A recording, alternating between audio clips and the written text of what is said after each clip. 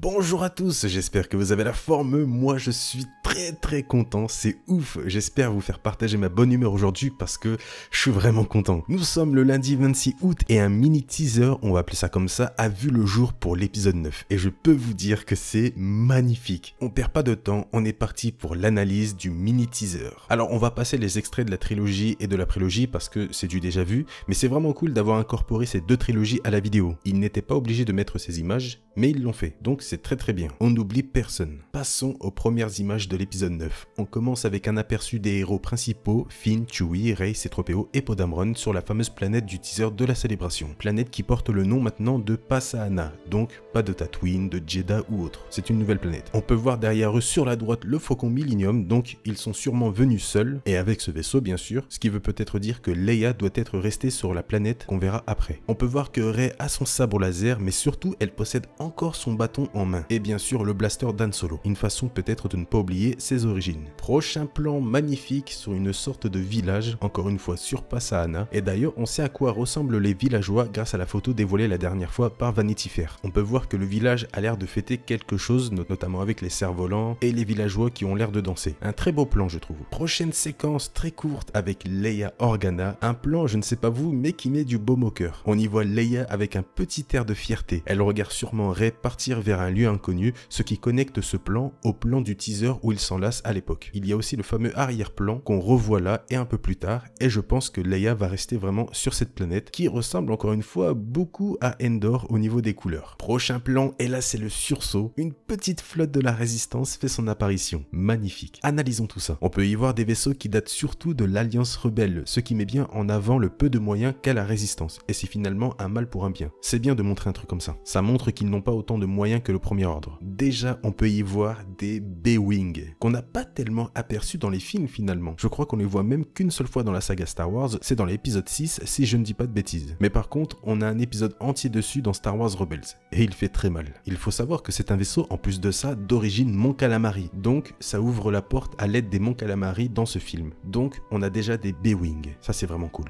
Ensuite nous avons les très connus bombardiers Y-Wing qui sont aussi de la partie et qui appartenaient à l'Alliance rebelle. Rien à dire dessus je pense a priori. Nous avons bien sûr les fameux A-Wing, mais ils étaient déjà présents dans les autres films, notamment dans l'épisode 8 dernièrement, donc tout va bien là-dessus, c'est pas une surprise. Ensuite nous avons les X-Wing, mais attention, des X-Wing cette fois-ci de la Résistance et non de l'Alliance rebelle. La différence se fait par rapport aux réacteurs, donc là c'est ceux de la Résistance. Nous avons bien sûr l'énorme vaisseau corélien, la Corvette CR-90, ça c'est mythique, qui était aussi dans l'Alliance rebelle. Par contre, il reste un vaisseau que je n'arrive pas à reconnaître. Au début, j'ai cru que c'était un autre vaisseau corélien, le VCX-100, donc le modèle du Ghost en gros, mais il y a des choses qui vont pas. L'avant du vaisseau a l'air tout plat, donc je miserais sur une sorte de gros vaisseau transportant des troupes de la Résistance. Franchement, si vous avez une idée, n'hésitez pas, mais je vois vraiment pas de vaisseau qui y ressemble. En tout cas, on a un beau mélange de vaisseaux, ça fait vraiment plaisir. Prochain plan qui est l'un des plus beaux du teaser à mes yeux, une incroyable flotte de Star Destroyer. À qui peuvent-ils appartenir? On pourrait dire le premier ordre, mais le souci, c'est qu'on ne voit aucun destroyer du premier ordre. Tous ceux qu'on voit sont de l'Empire. Mais attention, ne nous emballons pas trop vite, on sait tous que le premier ordre a récupéré énormément de choses de l'Empire, dont des vaisseaux, et on peut en réalité avoir devant les yeux la flotte complète du premier ordre, chose qu'on n'a encore jamais vue, donc c'est tout à fait possible et c'est assez crédible. Ou alors c'est peut-être une flotte cachée dans les régions inconnues par l'empereur lui-même à l'époque de son règne, puisqu'il faut savoir qu'avant sa mort, il a envoyé un bon nombre de vaisseaux, de soldats, de scientifiques, etc. dans les régions inconnues grâce aux itinéraires donnés par Thrawn.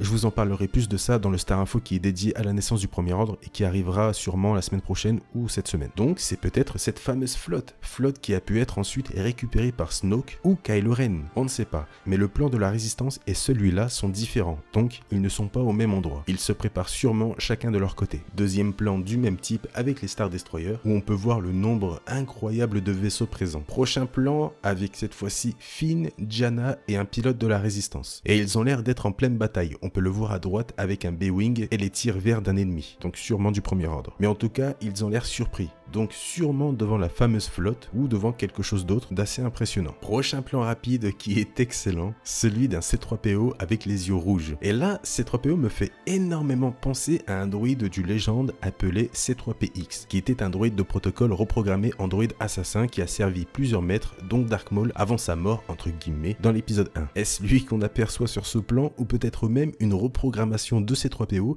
pour qu'il devienne un droïde assassin comme C3PX dans les légendes, ce qui ferait un petit clin d'œil à ce droïde. Ça pourrait être vachement cool. Sinon, ça me fait penser à un autre droïde, cette fois-ci canon. J'en avais parlé dans un Star Info, 000, un droïde psychopathe totalement fou que j'aime énormément. Et en plus de ça, il faut savoir que ce n'est pas le droïde en lui-même qui est dangereux, mais la matrice de personnalité à l'intérieur. Donc, ils auraient pu trouver cette matrice et la mettre dans C3PO. Ce serait dingue de voir ça dans un film. Franchement, j'ai vraiment hâte de savoir ce qui va se passer avec lui. Prochain plan explosif avec un laser qui a l'air de détruire une région entière. Le lieu en question, c'est un peu grillé, je l'ai vite reconnu, c'est la planète Kijimi, là où il y a le repère des voleurs avec Zori Bliss. Et c'est peut-être même, pourquoi pas, sur Kijimi qu'on voit la fameuse flotte de destroyers avec le plan de Finn et Janna aussi. Je trouve que c'est le même genre d'atmosphère, mais après c'est peut-être une toute autre planète bien sûr. Et pour ce qui est du laser, ça concorde bien avec l'une des rumeurs qui disait qu'un ou plusieurs vaisseaux seraient équipés de super lasers de ce genre, notamment celui avec des Sith Troopers à l'intérieur. C'est peut-être ça, mais on verra bien quoi qu'il arrive. Plan suivant de Rey en plein entraînement, encore une fois sur cette fameuse planète qui est sûrement Endor. Mais qu'est-ce que c'est sinon? Bref, on la voit avec un petit droïde d'entraînement et elle a l'air d'être un peu contrariée au vu de son expression et du petit cri d'énervement lorsqu'elle décide de lancer son sabre laser à la manière d'un lancer de sabre. C'est vraiment classe de revoir ce mouvement et on peut aussi voir le petit droïde qui esquive le sabre, donc elle était sûrement énervée contre lui, peut-être à force de se faire tirer dessus par le droïde d'entraînement, puisque ce genre de droïdes servent souvent aux entraînements Jedi, notamment sur le blocage des tirs. Et elle a dû se faire tirer plusieurs fois dessus, ce qui l'a énervé. Plan suivant, elle reprend son sabre laser avec la force, mais le plus important à voir, c'est que dans son autre main, elle a un bâton.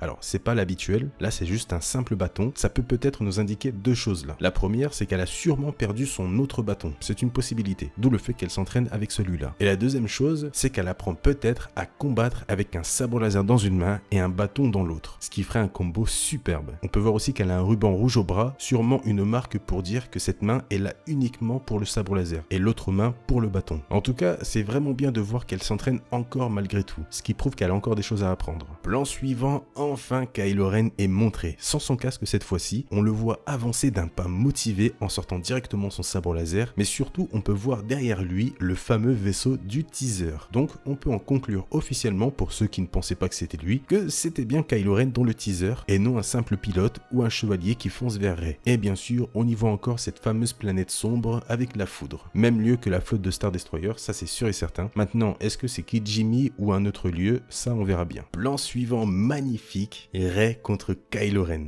Le combat débute direct, hein. On voit Kylo Ren arriver et là les coups partent. Ça a l'air d'être un combat assez violent vu la rapidité des coups, ils ont l'air assez sûrs d'eux cette fois-ci. Mais surtout, ils sont clairement sur un morceau de la deuxième étoile de la mort. Pour la simple et bonne raison qu'on peut apercevoir une des tourelles de la station à gauche. Et ça nous montre aussi qu'ils sont sur cette fameuse planète où il y a le gros débris de l'étoile de la mort. J'ai vraiment hâte de voir cette scène. On finit tout ça par le plus gros choc du teaser, une Rey ultra badass version obscure. Alors attendez doucement, on va commencer par le début. Avant la scène, on entend la respiration du Seigneur Sith Dark Vador, on entend aussi de la foudre et un autre truc qui ressemble soit à des cris ou soit à la respiration encore une fois de Vador, mais version abîmée cette fois-ci.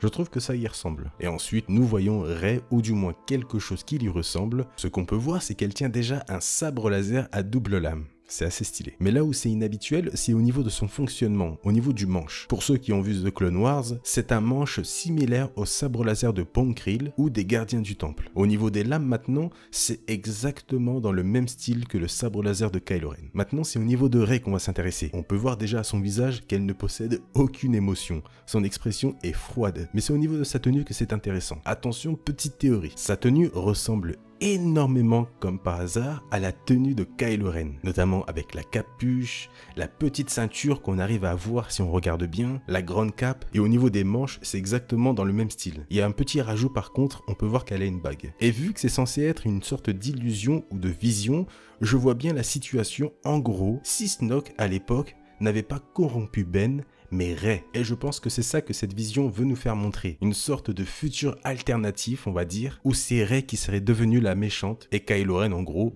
le Jedi classique. Surtout que dans le roman du 8, il est dit que Snoke trouvait que Rey aurait fait une bonne apprentie à une certaine époque. Et cette vision est peut-être la réponse à ce qu'aurait pu ressembler encore une fois toute cette histoire si c'est Rey et non Kylo Ren qui aurait servi Snoke, d'où l'apparence et la lame du sabre laser très similaire au Kylo Ren qu'on connaît. Je vois vraiment le truc comme ça pour le moment en tant que vision. On entend bien sûr entre-temps les premières paroles de l'empereur Palpatine qui dit « Ton voyage touche à sa fin ». Je vais éviter d'en parler plus que ça pour le moment puisque la phrase peut être pour n'importe qui ou tout simplement elle peut ne pas apparaître dans le film final. Bref, le teaser touche à sa fin et cette vidéo aussi. Comme d'habitude, j'ai adoré faire cette analyse, j'adore faire des analyses et ce teaser m'a vraiment conquis. J'espère vous avoir fait partager ma joie avec cette vidéo et vous avoir aidé le mieux possible à décrypter entre guillemets ce teaser. En tout cas les amis, n'hésitez pas à mettre votre pouce bleu si vous avez aimé cette vidéo et cette analyse, ça fait plaisir, c'est très important, ça récompense un peu le travail fourni dans cette vidéo, donc je compte sur vous. Le petit commentaire pour me dire ce que vous avez pensé de ce teaser et de cette vidéo analyse, mettez-moi tout ça dans les commentaires avec respect comme d'habitude. N'ayez pas peur aussi de proposer vos propres idées, discuter de quelque chose qu'on aime, il n'y a rien de mieux, donc n'ayez pas peur. N'hésitez pas bien sûr comme d'habitude à vous abonner à la chaîne si le contenu vous plaît, je vous laisse le choix, vous faites comme vous voulez. On est bientôt 100 000 en plus, c'est assez incroyable. Et bien sûr, si vous êtes encore là et que vous avez un peu de temps à perdre, dans la description de cette vidéo, il y a le lien Utip de la chaîne. N'hésitez pas à aller faire un petit tour là-dessus, ça permet de me soutenir et de soutenir la chaîne gratuitement. Merci à toutes les personnes qui vont dessus. Sur ce les amis, je vous laisse. Merci à tous d'avoir regardé cette vidéo. Je vous souhaite une bonne journée ou une bonne soirée. Prenez soin de vous et à la prochaine. Je suis très content.